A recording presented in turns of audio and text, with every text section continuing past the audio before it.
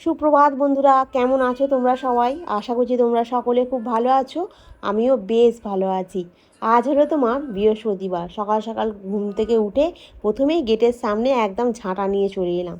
রোজ সকালবেলা চেষ্টা করি গেটের সামনেটা একদম ঝাঁট দিয়ে পরিষ্কার করে নিই। তারপরে তোমার জল টল ছড়া দিই, কারণ গেটের সামনে যদি নোংরা থাকে না, পুরো দিনটাই তোমার একদম অগোছালো যায়, জানো তো।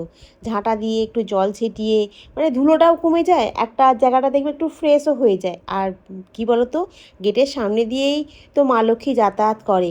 সেখানটায় যদি তুমি নোংরা করে রেখে দাও, জুতো ফুতো সব কিছু করে রেখে দাও, কেমন দেখায়? ভালো দেখায়? ভালো দেখায় না।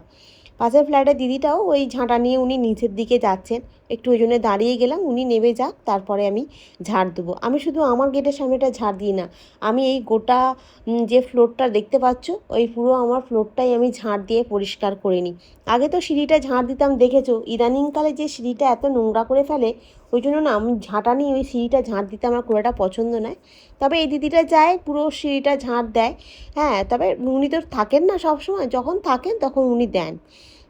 ঝাঁট টাট দিয়ে জল টল দেওয়া হলো, এবার বাসি জামা কাপড়টা ছাড়বো, মুখ টুক ধোবো, ধুয়ে ঠাকুরের স্থান পরিষ্কার করে গোপালকে তুলে গোপালের আরতি করে রান্নাঘরে চলে এসেছি। এখন একটু আদা দিয়ে এলাচ দিয়ে চা করেছি, চাটা নিয়ে গিয়ে তনুতে আমাতে বসে খাবো, তারপরে গিয়ে তোমার রান্না বসাবো। কিন্তু না, তার আগেই আমি রান্নাটা বসিয়ে দিয়েছি, কারণ চাটা খেতে তো 5 মিনিট সময় লাগবে।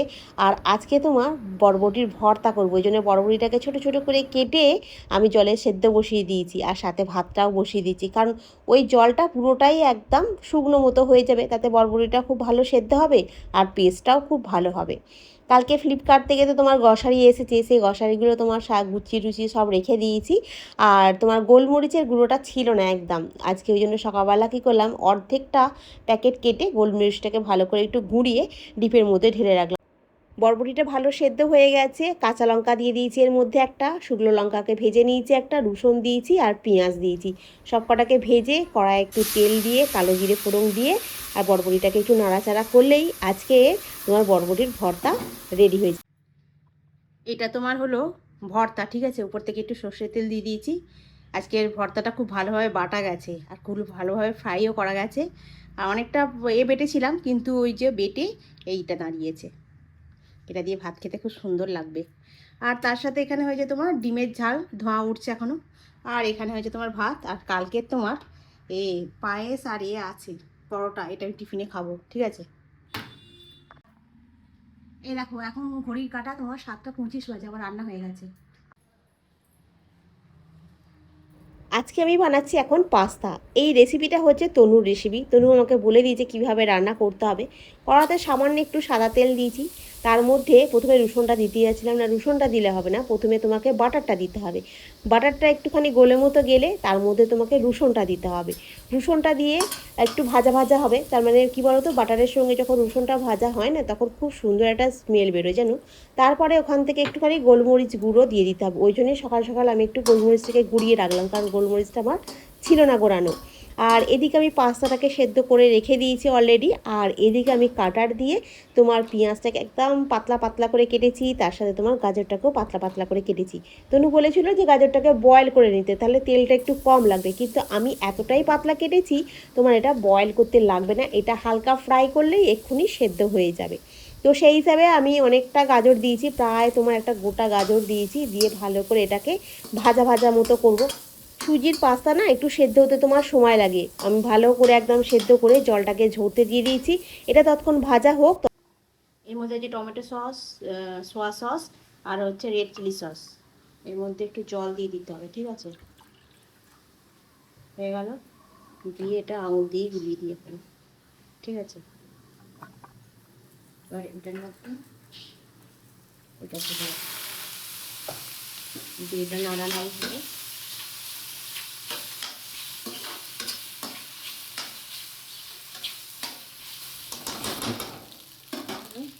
এবার এখানে যে সসটা গুলে রেখে দিয়েছি, এই সসটা এর মধ্যে এইভাবে দিয়ে দিতে হবে। এটা তনু কিছুই দিয়ে করে এরমভাবে করতে হয় আর কি, এরমভাবেই করছি। ধোঁয়া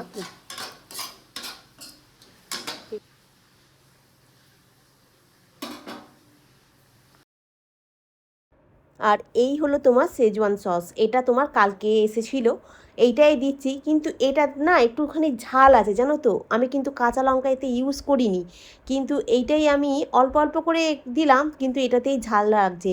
আর গোলমরিচের গুঁড়ো তো তার সাথে আছে। দেখতে যাচ্ছে এই পেরি পেরি মশলা, এই যে পেরি পেরি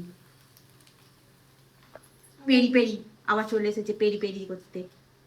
তুই রেডি হয়ে নিয়ে গিয়ে তনু, তুই রেডি হয়ে নিয়ে যা, আমার তো পেরি পেরি দেওয়া হয়ে গেছে, আর লাগবে না। এই রান্নাটা করে দিতে হবে দেখ। আচ্ছা দিয়ে আর দিস না, দিস না, এইবারে এরকম ঝাললে তবে এখানে পড়েছে তো রেডি। এই দেখ কত দিচ্ছিস, ভাল লাগবে না খেতে কিন্তু।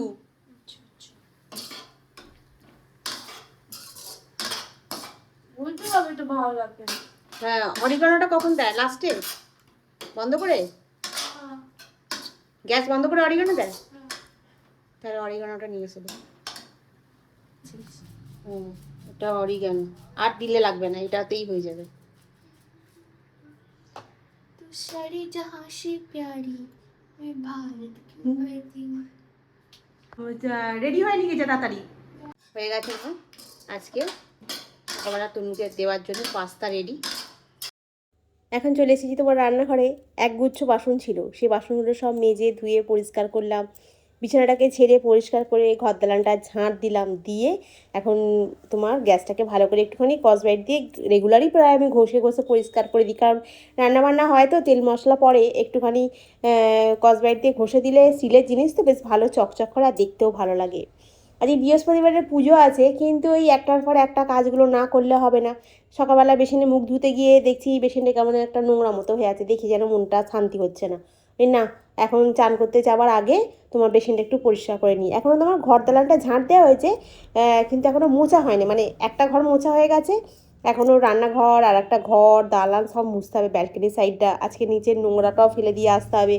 নোংরা বলতে তোমার ওই আনাজের খোসাগুলো জমিয়ে রাখি বালতিতে, ওই আনাজের খোসাগুলোই ফেলতে যাব। আর নিচের বালতিটা পুরো ভর্তি হয়ে গেছে গো, ওখানে যে আমি তবু চেপে চেপে দিয়ে এলাম, কিন্তু আমার কি ঘেন্না লাগছিল ওখানে হাত দিতে। এখনও আবার নিয়ে যায়নি, এই কয়েকদিন আগে ব্যালকনির সামনে একটু দাঁড়িয়ে দাঁড়িয়ে একটু বকবক করা হয়েছিল বলে তবেই নিয়ে গেল, আবার যেইকে সেই হয়ে গেছে, আবার ওইগুলো কুকুরে টানাটানি করবে। আর এই বেসিনটাকে ভালো করে পরিষ্কার করে নিয়ে তারপরে তোমার রান্নাঘরটা পরিষ্কার করে মুছবো, দিয়ে ওই নোংরাটা তারপরে ফেলতে যাবো, ফেলে তারপরে স্নান টান করবো। ওই জামা কাপড় বলতে ওই বাসি নাইটি আছে, তনুর অফিসের জামা কাপড় আছে, আর সেরকম কিছু নেই। দিয়ে স্নান টান করে নেবো, নিয়ে তারপর তোমার ঠাকুর ঘরে যাবো।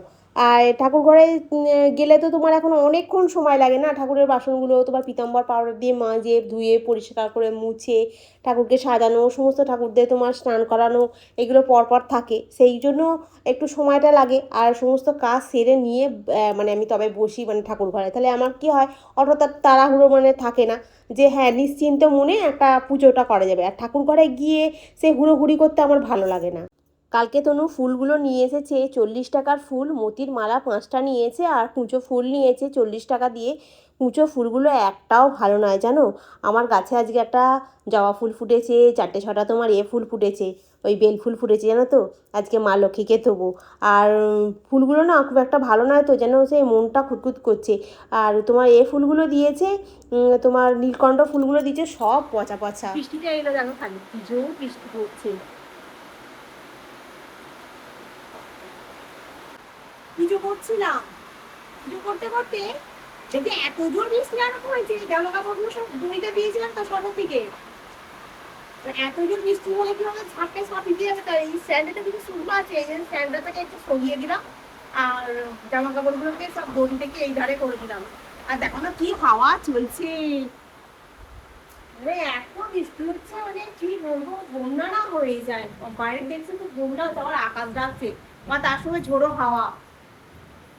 সমস্ত কাজ বাজ সেরে স্নান টান করে পুজো করছিলাম, এই ঠাকুরগুলোকে সাজাচ্ছি, স্নান টান করানো হয়ে গেছে, এবারে ঘট বসাবো। তো চল পুজোটা করে নি, ঠিক আছে? বাবা বৃষ্টি কাকে বলে, ও আর একটা জিনিস এসছে, আগে পুজোটা করে নি তারপর তোমার সাথে দেখা হবে। ওই যে কালকে বলছিলাম না, কালকে দেয়নি আজকে দিয়ে গেছে, এইটা স্প্রে করবো। আগে পুজো পুজো করি, তারপরে কি করে কি করতে হয় না করতে আগে দেখে নেবো একবার ইউটিউবটা, দেখে নিয়ে তারপরে করবো। দেয়ালে ফিয়ালে চারিদিকে পিগুলো ঘোরাফেরা করছে, সব করবো। দাঁড়াও এই পিগুলোকে মারতেই হবে, নাহলে বড্ড বিরক্ত করছে আমার। আজকে বৃহস্পতিবার, আজকে তোমাদের সঙ্গে একটা রেমেডি শেয়ার করব। সংসারে মা লক্ষ্মীকে ধরে রাখতে কে না চায়, আমিও চাই। তাই জন্য এই উপায়টা বৃহস্পতিবারে অতি অবশ্যই করতে হবে। এখন আমি তোমার একটা তেলের প্রদীপ জ্বালালাম, একটা ঘিয়ের প্রদীপ জ্বালালাম। ঘিয়ের প্রদীপ মা লক্ষ্মীর কাছে প্রতি বৃহস্পতিবার জ্বালানোটা খুব শুভ।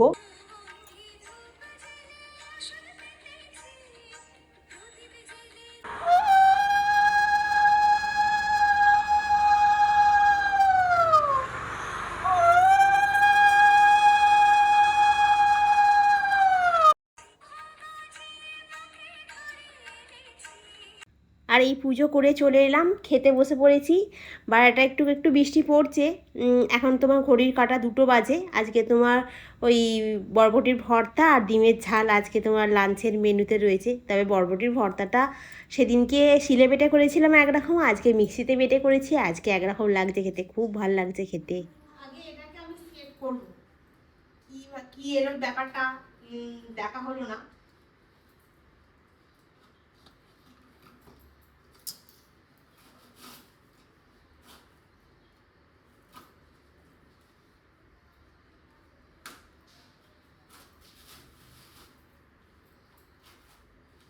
সর্বদা উল্টো দিকে খুলবো, কোনো দিকে কিন্তু সোজা করে খুললাম না। একটা স্প্রে এসেছে আর এখানে একটা লিকুইড এসেছে, ঠিক আছে।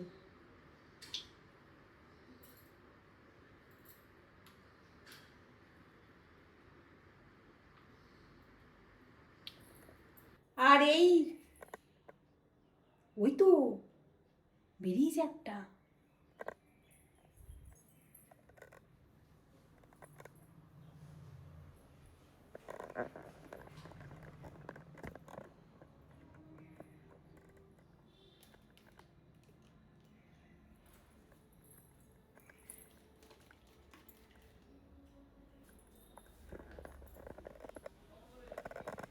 কি গো,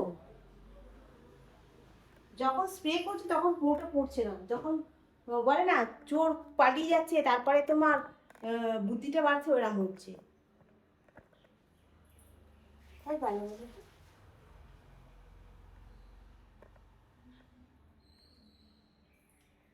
বেরোলেই স্প্রে করবো। আর ওটাকে দিয়ে যা দেয়ালগুলোতে করলাম, দেয়ালগুলোতে করলাম। আর এইখানটাতে করেছি, এই সামনেটাতে করিনি, ওইটা দিয়ে ওইখান দিয়ে বেরোচ্ছিল, ওইখান দিয়ে বেরোচ্ছি, ওইখানটাতে করেছি বলে ওইখান দিয়ে বেরোয়নি, এই দিক দিয়ে বেরোচ্ছে আবার, বুঝলে। গন্ধ আছে একটা, বেশ ভালো গন্ধ আছে, মানে তীব্র গন্ধ আছে। গন্ধটা এমনি খারাপ না, ভালো গন্ধ ছাড়ছে, কিন্তু একটা তীব্র গন্ধ আছে। বললে তো টিকটিকি নাকি পালিয়ে যায়, ভালো রিভিউ দেখেই নিয়েছি, দেখা যাক কি হয়। আর এই দেখো না, দমকা দমকা বৃষ্টি আসছে, আর একবার করে ছুটে ছুটে গিয়ে জামা কাপড়গুলো টেনে টেনে এদিকে নিয়ে আসছি, একবার করে দিচ্ছি দড়িতে, কি কাণ্ড করছি। আর তখন বৃষ্টিটা হলো, ওরে বাপরে, আমি বললাম যাকে আজকে মনে হয় এখানেই বন্যা হয়ে যাবে। আসামে তো কি বন্যা হয়েছে বলো তো, দেখে কিরকম লাগে, সব বাড়ি ঘর সব ভেঙে ভেঙে পড়ে যাচ্ছে। আর ওই রকম দমকা বৃষ্টিটা এসেছে একদম ঝোড়ো হাওয়া দিয়ে, আর সে সময় পুজো করছি। চলো আমি ওই এখন টিকটিকির পিছনে ঘুরে বেড়াচ্ছি, কখন টিকটিকি বেরোবো আর ওর গায়েতে স্প্রে করবো বলে। কি জানি কি হবে, জানি না। যদি মানে কাজ হয় তোমাদেরকে বলবো, ঠিক আছে। সবার বাড়িতেই তো টিকটিকি আছে বলো, টিকটিকিগুলো বিরক্ত করে না? খুব বিরক্ত করে, খাবার দাবার একটুখানি খোলা রাখা যায় না, টিকটিকির জ্বালায়।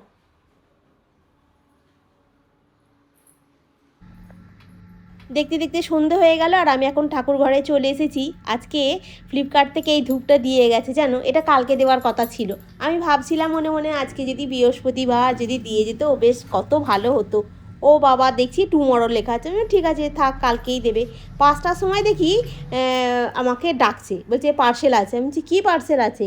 বলছে কিছু একটা আছে, 154 টাকা দাম। আমি বলছি আচ্ছা আচ্ছা ঠিক আছে বলে এটা নিলাম। অনেকটা এসেছে, তোমাদেরকে কালকে দেখাবো, জানো 2টো ডিপে এসেছে, এটা অনেক দিন চলবে। আর এখন এই ধূপটার মধ্যে অল্প একটুখানি কর্পূর আর একটুখানি তোমার ধুনো দেবো। আর কি বলো তো, আমি না বৃহস্পতিবার দিনকে লবঙ্গটা জ্বালাই না, ঠিক আছে, শুধু খালি কর্পূর আর একটুখানি ধুনো জ্বালাই। আজকে তোমাদের সঙ্গে যে রেমেডিটা শেয়ার করবো বলছিলাম সকালের দিকে, বৃহস্পতিবার বাস্তুশাস্ত্র অনুযায়ী ঘরের চারিদিকে তুমি যদি একটুখানি হলুদ জল মানে ছড়িয়ে দাও না, তাহলে কী হবে, ইতিবাচক শক্তি বৃদ্ধি পাবে, অশুভ শক্তি দূর হয়ে যাবে, আর্থিক সংকট কেটে তোমার সুখ সমৃদ্ধি ঘরে আসবে। ওই জন্য আমি একটুখানি হলুদ জল করলাম, করে গেটের সামনেটা একটু ছড়িয়ে দেবো, গঙ্গা জল দিয়ে একটু গেটের সামনেটা ছড়িয়ে দেবো, আমার ঘরে রান্নাঘরে চারিদিকে ছড়িয়ে দেবো। আর প্রতিদিন তো আমি এখন একটা করে প্রদীপ তোমার এতে জ্বালি, গেটের সামনেটা জ্বালাই। প্রদীপ বলতে কি আমার মানে মাটির প্রদীপ নয়।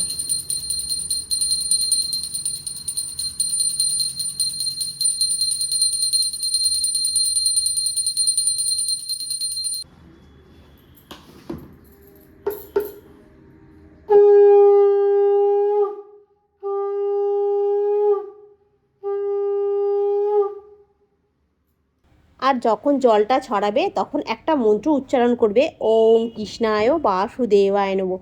এই মানে মন্ত্রটা উচ্চারণ করতে করতে গোটা ঘরে যদি জলটা সকালবেলার দিকেও ছড়াতে পারো, আবার তোমার স্নান টান করে উঠেও ছড়াতে পারো, আবার সন্ধ্যের দিকেও ছড়াতে পারো।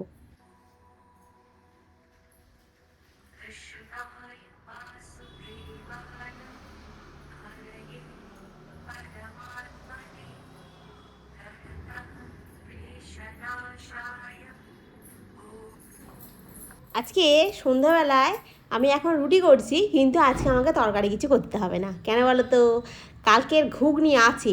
আর আজকে কি করছি, ডিমের ঝালের একটুখানি ঝাল রয়ে গেছিলো, আমি কী করছি ওই ঘুগনিটার মধ্যে ঢেলে দিয়েছি, দিয়ে আর ভালো করে গরম করে নিয়েছি। তাহলে কী হয়ে গেল, ঘুগনিটার কালকে নিরামিষের একরকম টেস্ট, আজকে আমিষ হয়ে গেল, ওটা ভালোই খেতে হয়েছিল আজকে। আর এই তনু চলে এলো, ওর সঙ্গে একটুখানি বকবক করছি।